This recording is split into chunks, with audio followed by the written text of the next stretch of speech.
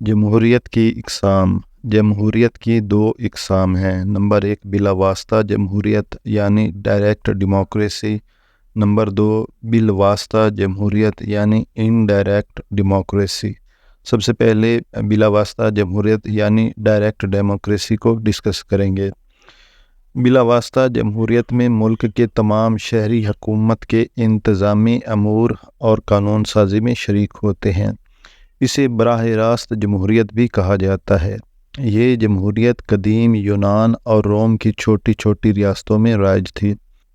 یہ ریاستیں رقبے اور آبادی کے لحاظ سے بہت چھوٹی ہوا کرتی تھیں، اس لیے ممکن تھا کہ ریاست کے تمام شہری اکٹھے ہو کر ریاست کے انتظامی اور قانونی معاملات طے کریں۔ زندگی کے مسائل بھی اتنے پیچیدہ نہ تھے اور ریاست کے فرائض بھی اتنے وسیع نہ تھے۔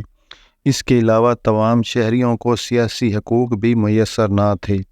عورتوں، غلاموں اور محنت کشوں کو سیاسی حقوق حاصل نہ تھے۔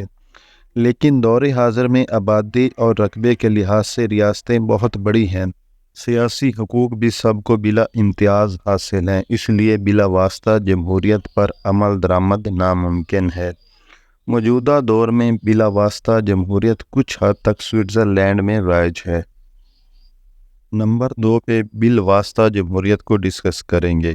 دور حاضر میں تمام جمہوری ممالک میں بالواسطہ جمہوریت کا نظام رائج ہے، کیونکہ رقبے اور آبادی کے لحاظ سے بڑی ریاستوں میں بالواسطہ جمہوریت کا نظام ناقابل عمل ہے، لہٰذا عوام انتخابات میں اپنے نمائندوں کا انتخاب کرتے ہیں اور عوام کے منتخب کردہ نمائندے عوامی ضروریات اور خواہشات کو مد نظر رکھتے ہوئے حکومت کا کاروبار چلاتے ہیں۔